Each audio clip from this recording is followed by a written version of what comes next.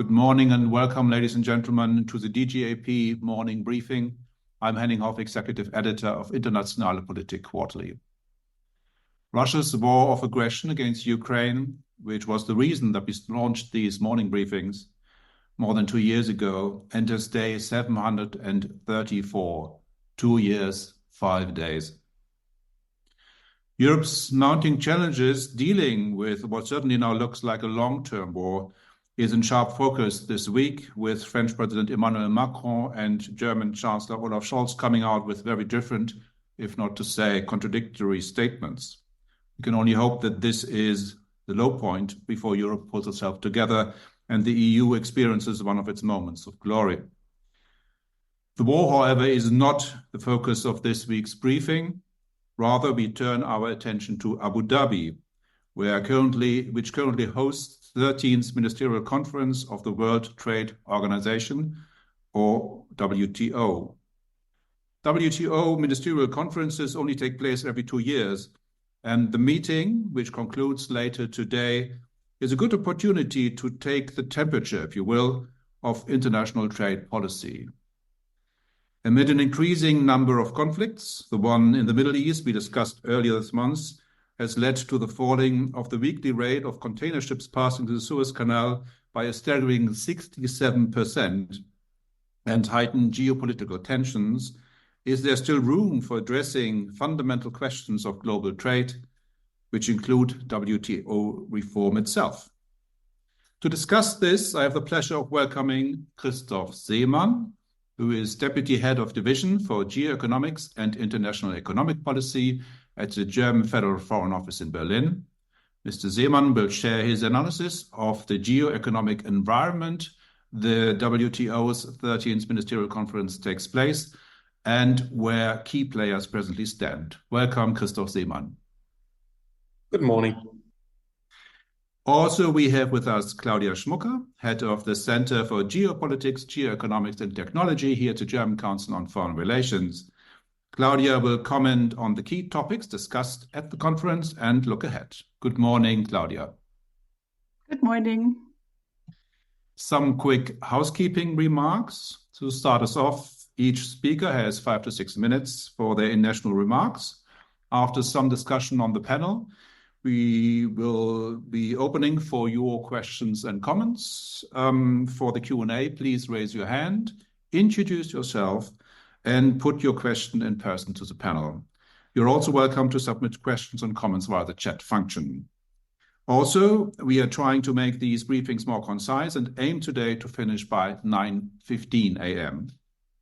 And with a word of thanks to Jan Stöckmann, head of the Director's Office, and to the DGAP Central and Eastern European expert Milan Nitsch. Both are instrumental in keeping these morning briefings going. And as well to our colleagues in the events and communication teams. Let's start with Christoph Seemann, please. Good morning. Thank you so much for having me this morning. Yes, I mean, I believe it is a difficult but also very timely moment to have this morning briefing on WTO. Normally, there's a larger time gap between such events and actual policy outcome. So I'm in an unfortunate position that already by tomorrow or by tonight, you will be able to call me out if I was so wrong on WTO outcomes. So as we speak, and you mentioned it already, negotiations are ongoing. Of course, the European Commission is negotiating for European member states, and the German delegation is led by State Secretary Phillips from the Ministry of Economics, supported by various ministries. Also, one colleague of our team from the FFO has joined the delegation. And already one thing seems to hold true. The WTO is a drama queen or drama king. There's a slow start, a crescendo. Key people are missing and arrive late. And it seems pretty clear that we will go into overtime. So I don't think that we will have an outcome by tonight. I think that there will be one or maybe a double overtime leading until tomorrow, maybe even longer. So before we go into details and the various topics which are on the agenda, where Claudia will take the lead later, maybe let me explain why, from a foreign policy perspective, why is the Foreign Office so interested in WTO issues? I will just briefly outline why this is the case. We believe that the tune or the motivation to have a functioning rule-based international system has changed. A lot of people call it the geopolitical, geoeconomic age. You mentioned Russia's war of aggression against Ukraine with its global impact. Of course, we see the crisis in the Middle East with the war between Israel and Gaza. Of course, we have other geoeconomic challenges like the climate change, the green transition, and questions how to cope with an economic giant who is part of the WTO, but where rules seems not to fit anymore. Of course, there are the geopolitical tensions between China and the US as well. So WTO for us is one of the centerpieces where we are shaping how globalization 2.0 might look like. And of course, there are various other fora like the G20, G7, G20 just took place last week with the foreign ministers meeting. Now the finance ministers are meeting. And these issues which are discussed in WTO are also discussed in these fora. So overall, our impression is that we're at this pivotal moment where developing and emerging economies rightly call it their time, and that globalization also has to deliver for them. And of course, WTO works on a consensus-based system. So the rules of power are a bit different there. But of course, WTO also reflects these the multipolarity that we're living in and the different centers of powers which have emerged over the years. So maybe just going through quickly the different actors we have here. Of course, and I mentioned already the US. We have the US government, which has developed a worker-centered trade policy, foreign policy for the middle class. So much more focused on economic issues and international economics, trying to shape clearer deliverables and outcomes which they can explain to a more heated and polarized discussion on globalization and international trade within the US. Of course, we have seen the US resistance and critique against the dispute settlement system, where we believe that there has been progress over the last month. But this is, of course, one of the main centerpieces, which Claudia will discuss a little bit later.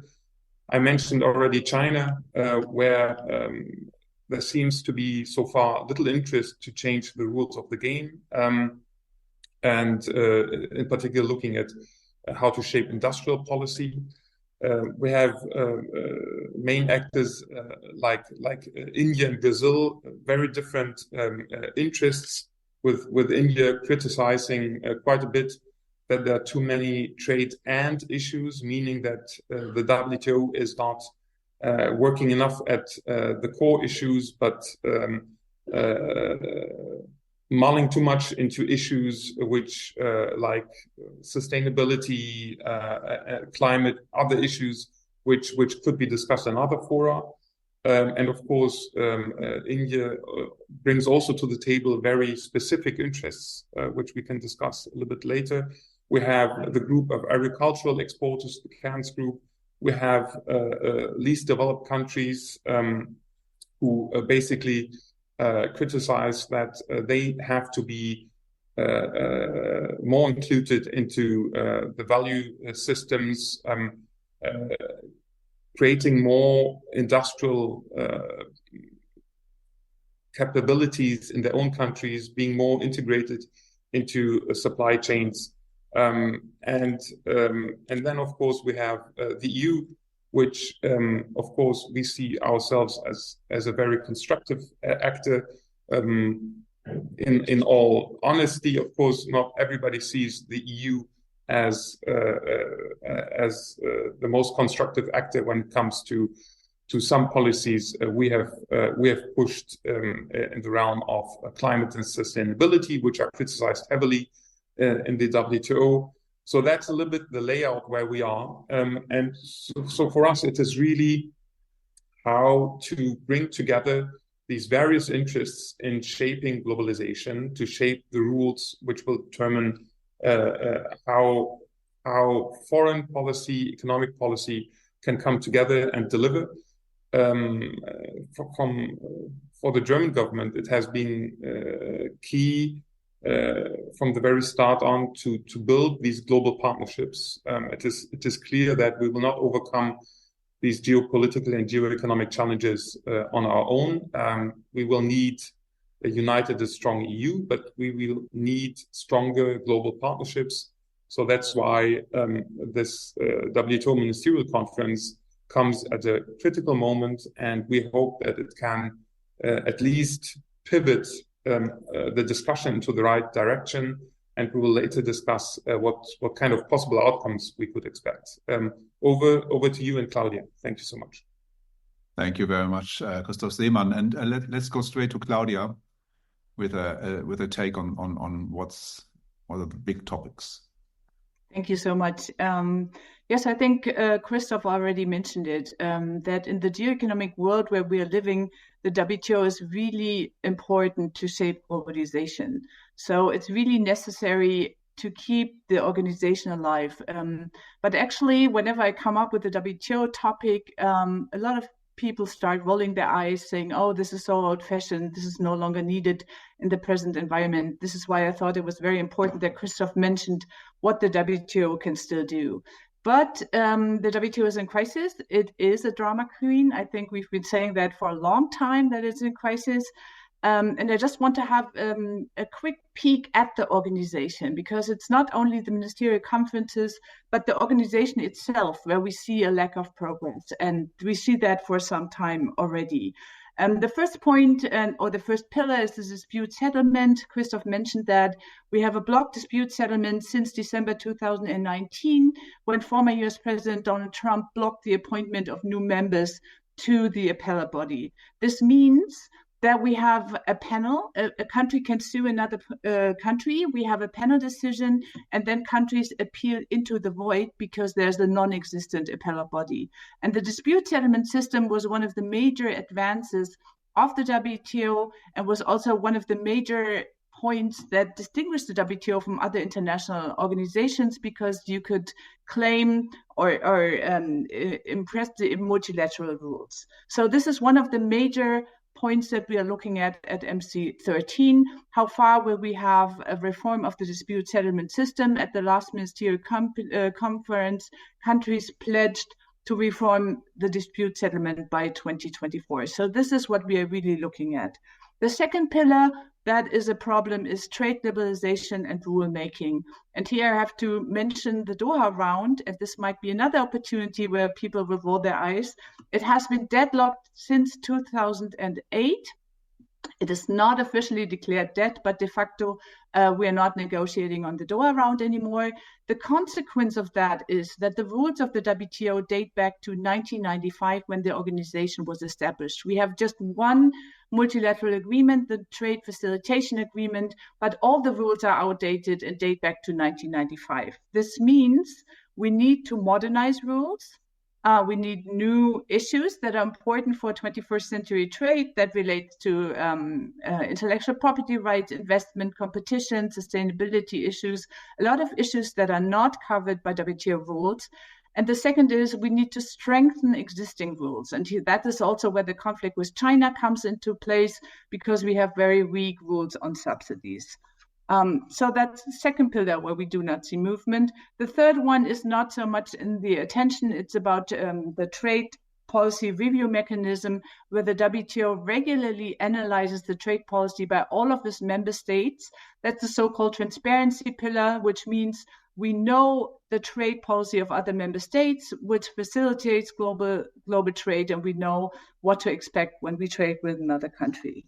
So now I want to have a brief look at MC13 and the important topics that are coming up. MC13 is the 13th WTO Ministerial Conference. It's much easier to pronounce MC13. As Henning said, it takes place every 2 years, and it's the highest decision-making body of the WTO. Each country is represented by their trade minister. For the EU, it's Valdis Dombrovskis, the European trade minister. And the aim is to take stock of the progress that's been going on and to agree on reforms on the future. But this is easier said than done because the WTO relies on the consensus principle. So progress in this environment that Christoph also described, where we have different players with different interests, is very hard to achieve. So to start positive, we do have new members, and I have a problem to pronounce the second one. So it's East Timor and the Comoros. I hope I got that right. So now we have 166 member states. These are small countries, but what we see is that so far, no country has left the WTO. Instead, we see increasing interest to join the organization. I think even though it's small countries, it's important that we have these tendencies. So important topics, the first one is the one that everybody looks at that I mentioned already, is the dispute settlement. Will we achieve some kind of progress? It's, I think, the highest priority for the EU and possibly also for Germany to have a binding two-tiered dispute settlement system. And we closely look at the progress that will be made at MC13. The second one is the e-commerce moratorium, which prohibits the imposition of tariffs on electronic commerce. That's been in place for 26 years. It will expire in March 2024. It's very important to expand that moratorium, but we also see a lot of opposition by some of the emerging market economies or developing countries. The third is fishery subsidies. It does not sound like much, but it's a really important agreement. It has the sustainable development goals at its core, and it prohibits subsidies contributing to overcapacity and overfishing. It's an important agreement, one of the few multilateral agreements that we have. We had an agreement at the last Ministerial Conference on the first wave of the agreement, and now we are looking at the fisheries agreement for a second wave of negotiations. Another topic, and maybe I end with that, is the TRIPS waiver. We had an agreement on the TRIPS waiver for vaccines at the last Ministerial Conference, and now countries, especially like India and South Africa, push for an expansion of the waiver to include also diagnostics and therapeutics. So maybe a last issue is agriculture. I will not dive into that, maybe if there are questions on that. But all these issues are very contentious, and we do hope that there will be some progress on dispute settlement, on fisheries, and on e-commerce to make MC13 a success. And as Christoph said, it's likely that the conference will not end today, but be expanded. Thank you. Thank you very much, Claudia, for this tour de force. What's being discussed at Abu Dhabi right now. Before we open, Christoph Seemann, you sort of in your introduction, you said sort of sketched out the positions of the key players, and the EU at last. Sort of who are you looking to then, or who is the EU looking to? If it wants to build majorities for sort of moving things forward, if you say at the same time that many of the EU's policies are highly controversial. Yes, I think we have a good track record working with least developed countries, where the EU is quite active with trade facilitation and support, and we are by far the largest importer of goods from developing countries. So I think that is a natural, of this group is a natural ally where we hope to move things forward. Of course, we're in intense discussions with the US side, how to move things forward, because of course there are commonalities when we look at level playing field issues. So beside the dispute settlement, of course, the emerging economies, Brazil, Indonesia, South Africa, are very important to us. So I think overall we're not excluding talks with anyone, because we will find with most WTO members commonalities and joint goals. And I think really the red thread through it is we're all interested in strengthening the international rule-based system, because we see it, we need it most at the moment. And this fear of a global or geoeconomic fragmentation, how the IMF called it, is something we all do not want. And sort of in an ideal world, what would be your hope for an outcome? Sort of, what is from your perspective the number one thing you would like to see being achieved by MC13? To be honest, I don't believe that we will see huge advancements on the number of issues Claudia has put forward. I think most realistically, if we have a clear way forward on the dispute settlement, I hope that there will be a clear commitment to reinstall this system until the end of 2024. This is just a couple of months, so not a lot of time left. But that would be, I think, a good outcome to have a clear path forward. The prolongation of the e-commerce moratorium would be important, because these are real costs for companies who basically use e-commerce and digital services all over the world. This is basically the free stamp for all digital services. So this is quite economically important. But of course, also a roadmap on how to work on industrial subsidies. So this whole issue of level playing field. So these are the three first topics. And then the second basket would be the sustainability issues, where I believe that fisheries, which Claudia mentioned, is hugely important to combat harmful subsidies, but also to move forward the discussion on what is the role of the WTO in climate and environmental policies? What is the role of the WTO to phase out of fossil fuel subsidies, fight plastic pollution? So I think these are the issues I would mention are likely to be in an outcome document. Thank you very much. And Claudia, sort of, is that your view as well, that sort of progress on these issues is likely, or sort of would be the best outcome? So I try not to be gloomy, because that was my point of view from the beginning. We need some progress on dispute settlement, because everybody looks at dispute settlement, and I think MC13 would be seen as a failure if we did not have some progress in this regard. I do not think we will have a final solution, but there was some agreement in the talks that have been happening before the conference on some of the procedural issues. So if we can agree on them and maybe have a work program for the future, that would count as something that I think is highly important. The second one, fisheries, is also something where I do believe, because all members are on board, the Sustainable Development Goals are something where all members commit to. So it would be a good sign for the WTO if they agreed on fisheries subsidies. I think what we left out so far, because we look at MC13, is the plurilateral discussions. Because of the lack of progress on the multilateral level, we have these so-called coalitions of the willing that we call plurilateral discussions in the WTO, and a lot of members joined to advance a lot of issues. So one of them is e-commerce, because the WTO so far has no rules on digital trade. So e-commerce plurilateral. We have a plurilateral on how to enhance small and medium-sized companies.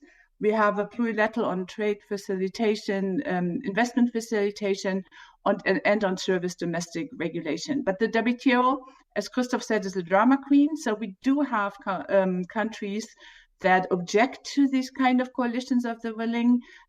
What we saw now, that's mainly India and also South Africa, who believe we need to focus on multilateral first before we can start with these kind of plurilateral negotiations. But we saw that India and South Africa gave up their objection to the services domestic regulation. So we do have some progress already on these kind of plurilateral initiatives. So I think I wanted to point that out. And we also have progress on e-commerce plurilateral. And I agree with Christoph that we also need to focus on the sustainability issues. Thank you very much. Questions via the chat are already sort of washing into the chat. My preference still is to if you want to put your question in person to the panel. For that, please raise the virtual hand, and I call you up. Before we do that, though, one quick question to both of you before we open. Claudia was talking about plurilateral arrangements. Who's very sort of building something like a sort of parallel system is China, with a number of free trade agreements now in place, sort of in parallel to the expansion of the Belt and Road Initiative. Is this something of a worry to the German Foreign Office, to the EU, that there's sort of a China-led parallel system emerging, and how problematic do you think it is going forward? And if the WTO is sort of unreformed, is this the way we will be seeing global trade emerging? That we sort of have sort of different kind of systems run by sort of major powers? Seemann. Yes, good question, but bluntly, no, I don't think that this is a challenge. If international partners expand the free trade agreement network, I mean, we would be shooting ourselves in the foot. I mean, we're also expanding our trade agreements. I think it depends very much on, well, what is in these trade agreements.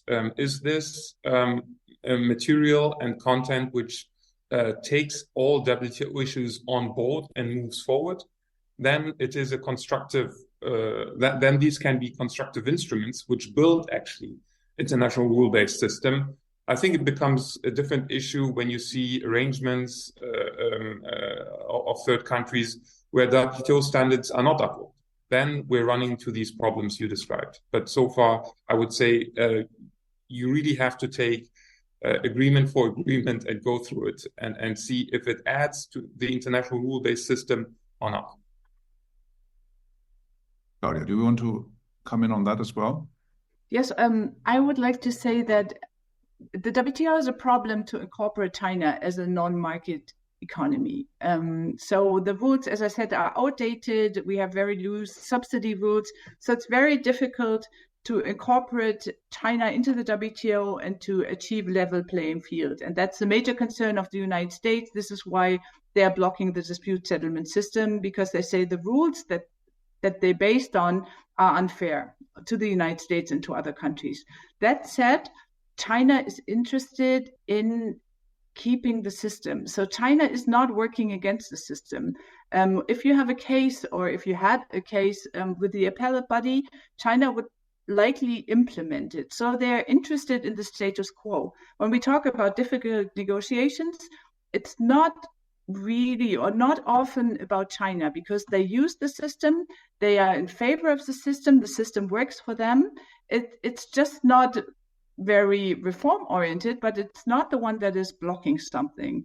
And just to have the US side again, because it's criticized for blocking the appellate body, it's probably not the right way to approach the concerns that they have, but a lot of their concerns are valid regarding the WTO. Thank you very much. And by that, you have sort of already addressed the question, which is in the chat by David Fouquet. I think that's sort of answered in that sense. There are two questions by Wolfgang Picher. He is sort of challenges our panelists sort of how the EU should sort of respond to accusations of European green neocolonialism, who sort of something which is sort of has been brought up by Lula da Silva of Brazil, and also others. Sort of what is a good response to that? And Wolfgang Bücher also asked sort of why the U.S. administration under President Joe Biden has not sort of moved further on the sort of on unblocking the resolution mechanism. And a third question maybe also by Michael Sander, who is sort of asking about Energy Charter Treaty, what role the WTO plays in the energy trade and in ensuring security in energy supply. Who wants to go first? Maybe Herr Seemann? Yeah, let me start in the sequence you posted the questions. So I think the criticism against the EU is something which we have to take very seriously. Even if we as German government believe that we're doing the right thing for the right motive, it doesn't mean that our instruments are understood in that way abroad. And I think this is the case not only in Brazil, but Indonesia has been allowed critic and others. I think it comes down to a few issues where we have to be better and very active. I think the one is we have to be very transparent about what we're doing and putting forward these discussions also in the WTO. There are mechanisms in the WTO which we use to present these instruments, and we have to do this maybe more thoroughly than we have in the past. But we also have to engage in bilateral discussions because mostly these general critical points are linked to very specific sectors and interests. So if we talk palm oil, Indonesia, Malaysia, what can we do bilaterally to overcome the issues which these countries put forward? But then we also have to be serious when we talk about the inbuilt review mechanisms of these instruments, because these instruments all can be reviewed and will be reviewed. And so we have to take criticism on board there. And then, of course, we have to, and that's maybe my last point on that one, we have to really make sure that these instruments are WTO compatible. That means non-discriminatory against certain members and ensure equal treatment. Maybe moving on quickly to your second question on the US. The US, I think, has moved forward in the discussions on the dispute settlement reform. There has been for months a very informal process in the WTO where the US has been very active. However, of course, I think they are they're cautious about jumping too quickly into something where they don't know how domestically this will be perceived. And I mentioned already the discussion within the US domestic policy on international trade and globalization is quite toxic. I mean, if we in Europe talk about a difficult environment about trade policy, I think the US is already moved to a different spectrum in the discussion. Maybe that's my quick answer to that one. On the last one, I'm not aware of any link between the Energy Charter Treaty and WTO discussions. Thank you very much, Claudia. Yes, thank you. I think all the questions are very relevant. And when you told us about the first question, I remembered that when I was in Geneva, I was told by a representative from a country coming from a large emerging market economy, telling me that the only country that's left that is multilateralist is China, while the EU turns into a very unilateral group. And it mainly relates, especially in the area of sustainability. I mean, you can say it's not true, and I would definitely say it's not true, but this relates to CBAM and this relates to the deforestation regulation. And these are two two approaches by the EU, which are seen as unilateralist, where we do not take other countries into account. And I think we have a lot of work to do in this regard, especially to help developing countries to implement these regulation or to deal with CBAM, to establish capacity building, to explain, to have some kind of support. So I think these two issues need to be connected, because the EU is criticized heavily for the deforestation and for CBAM. So that's my point, to have these developing countries and emerging market countries in mind and try to establish capacity building mechanism. Biden, the whole distrust maybe of the dispute settlement system started under President Obama, and then already goes through 3 presidents. So Trump blocked it finally, and the Biden presidency shares the concern that the Trump administration had regarding the appellate body. So in the United States, when you talk about trade, it's all about China. They see themselves confronted by a non-market economy that has forced technology transfer, no IPR, and a country that is increasingly also aggressive on a geopolitical or geoeconomic level. So everything that they do in trade is with a view to China. So if you look at the dispute settlement system, the appellate body, there were many appellate body rulings where the United States felt that it would infringe on their national security, that it did not correctly address issues of concerns that the EU shared also in the area of subsidies or state-owned enterprises. And therefore, the US is of the opinion that it needs to be reformed, but only if WTO rules are also informed to deal with a non-market economy such as China. And we do have an election year, 2024, and trade is a major issue. Manufacturing jobs in the United States and everything that could be related to China is a problem. So I don't see any precedent to make progress on something like WTO dispute settlement system that is related to China in the election campaign. The only hope that we have is that Joe Biden will be reelected and that he will be able to tackle the dispute settlement reform. Thank you very much. The last point on the connection between WTO and energy, I think Mr. Seemann has already made clear that there's no real direct link. So we've got 9 minutes left. We've got one question in person. Niklas Albrecht, please. Yes, hello. My name is Niklas Albrecht. I'm a student of international relations, and I'm quite interested in WTO. And my question now is about special and differential treatment. So we heard a lot about dispute settlement, and regarding special and differential treatment reform, China is opposing it, saying, oh, we are not a market economy, we are a developing country. And the US and especially the European Union are supporting reform or in favor of reform.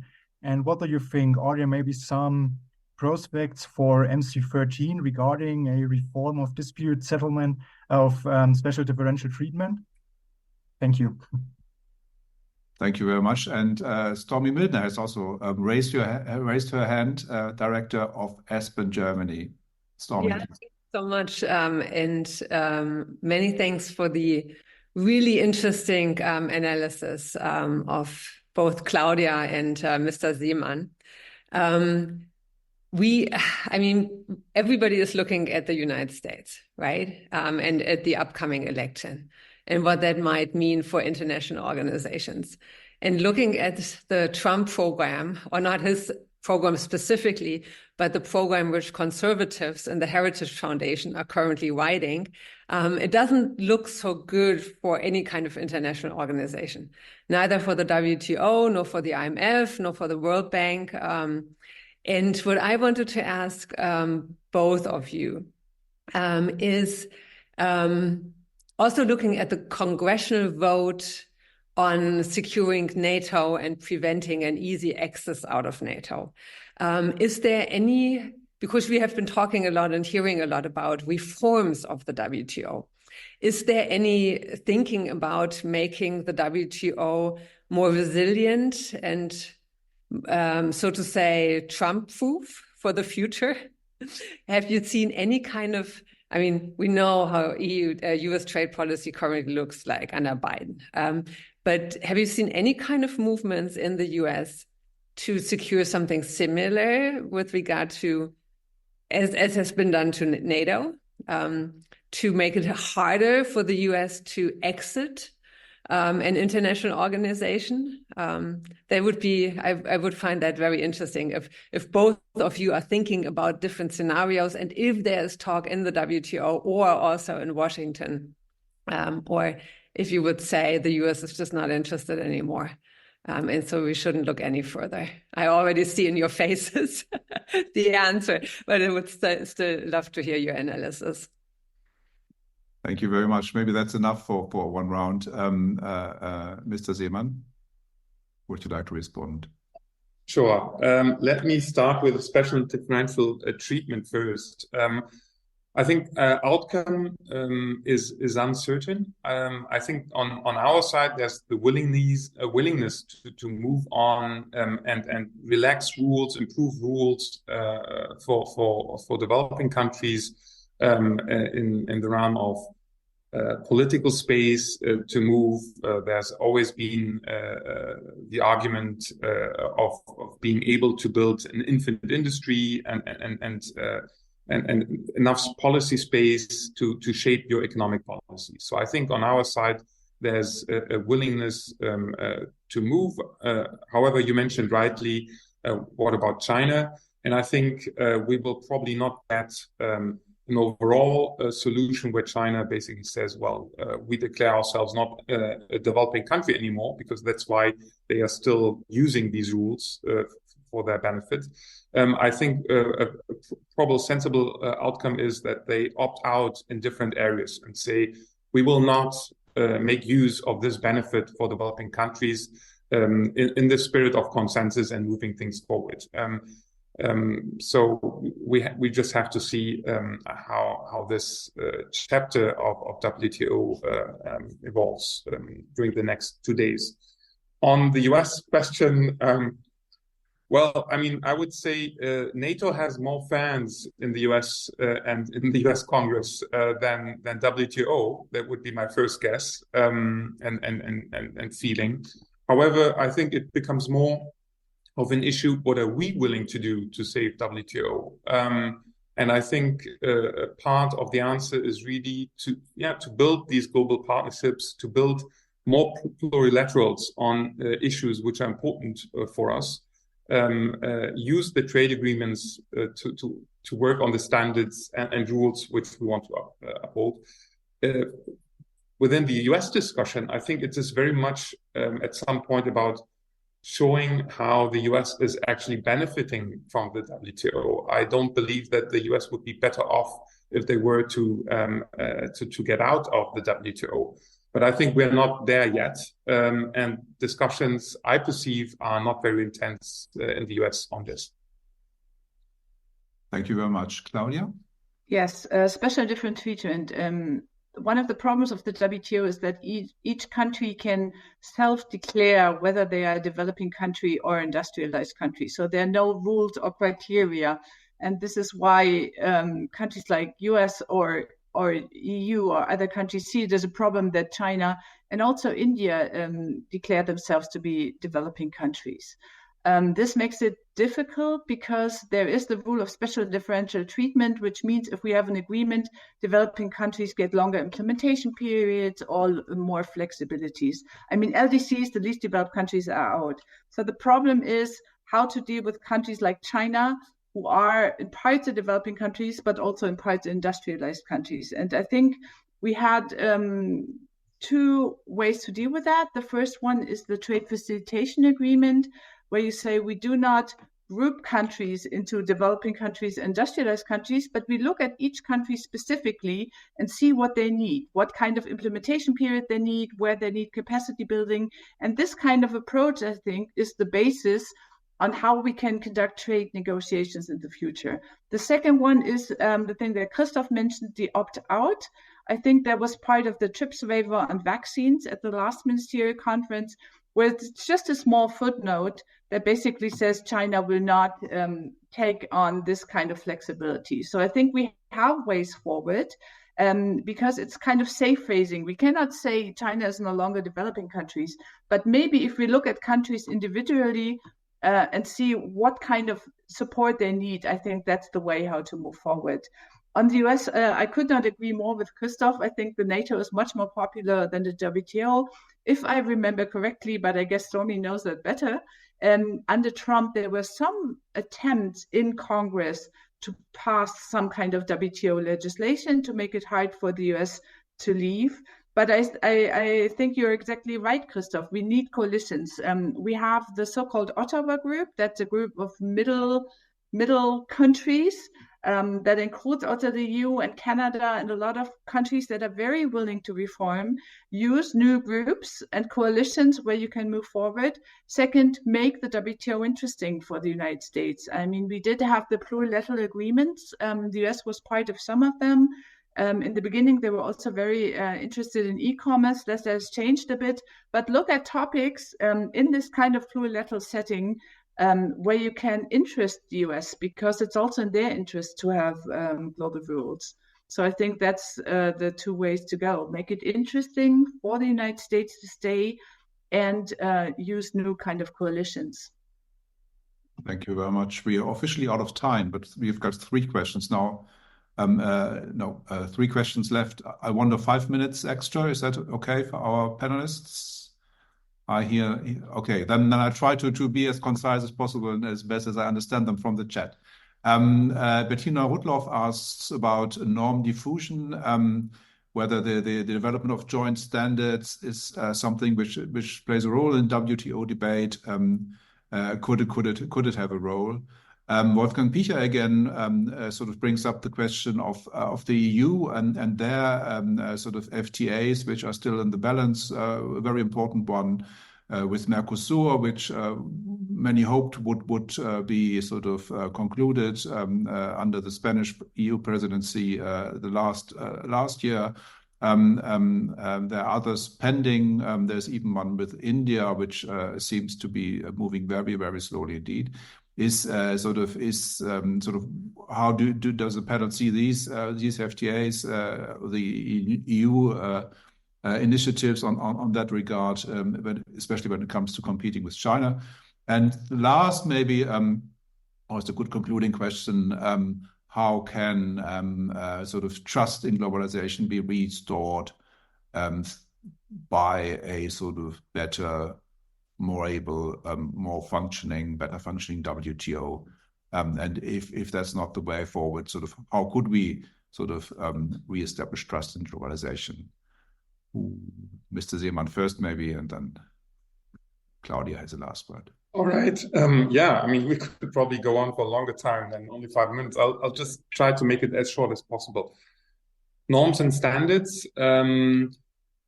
I think we have not really developed the discussion and the WTO to such an extent that we could really push this forward.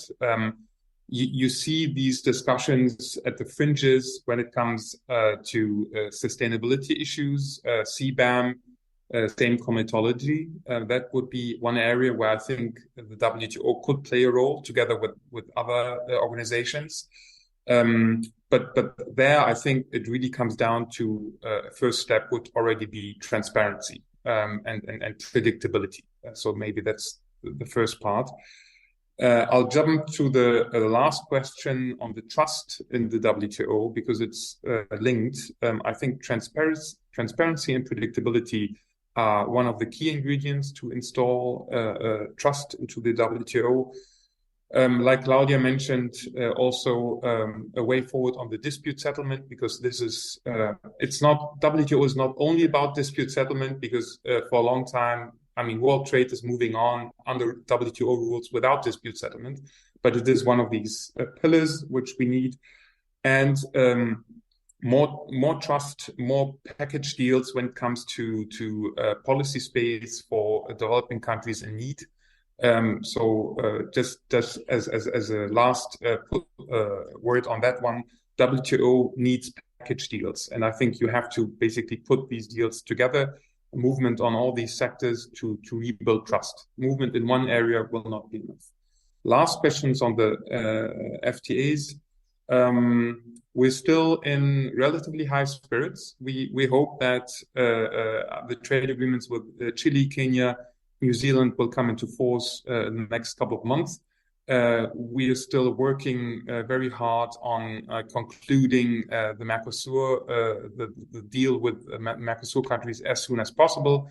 Negotiations are ongoing. We know the political noise in Europe, but I think we have to let negotiators finish their job, and then the political side has to decide. But I think this is key in the next couple of weeks and months.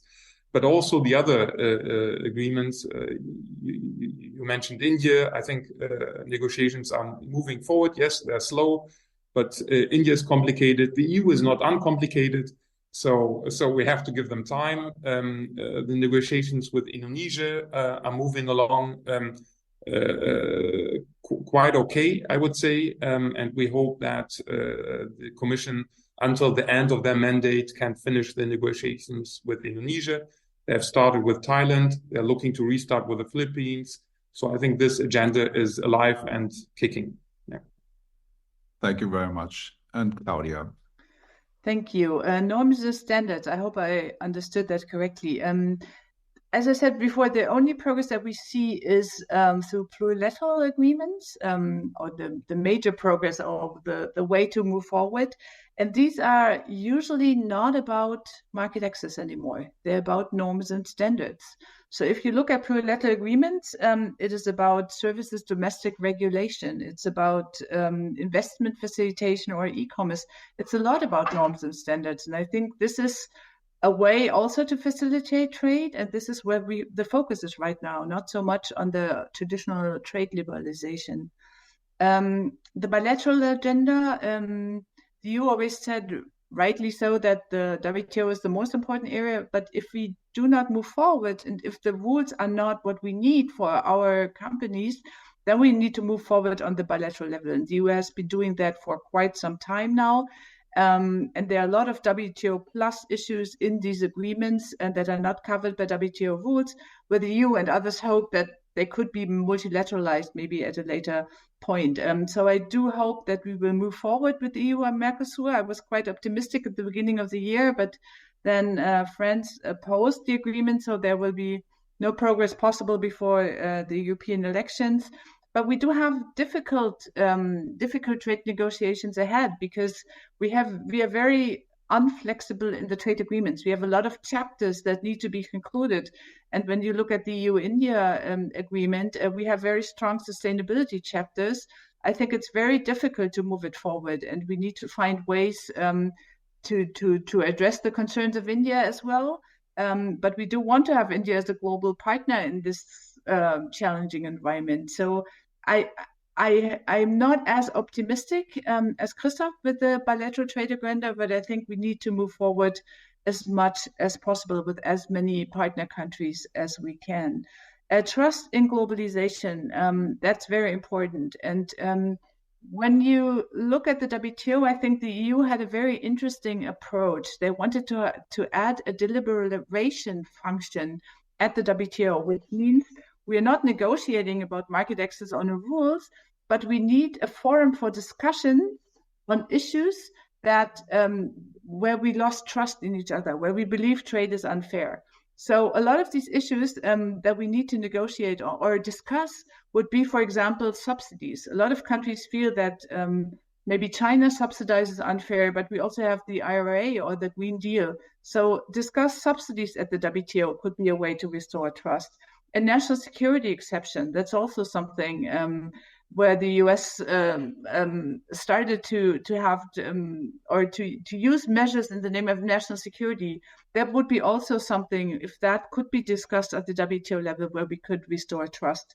The second is you can restore trust in globalization and world trade if it's able to address the global challenges that we face. So I think the WTO needs to give answers, or at least improve the situation with regard to health and pandemics, with regard to the climate crisis and sustainability. And I think if the WTO can show that it improves the situation, maybe through easier transmission of climate technology, or through lowering of tariffs on climate relevant products, or distribute TRIPS waivers, something in the relationship to the pandemics. I think if the WTO can show that it can address and improve the current crisis, I think this would also help to restore trust.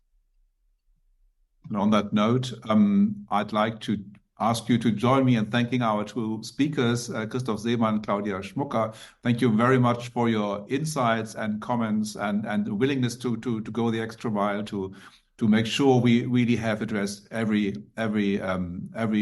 question put to us this morning.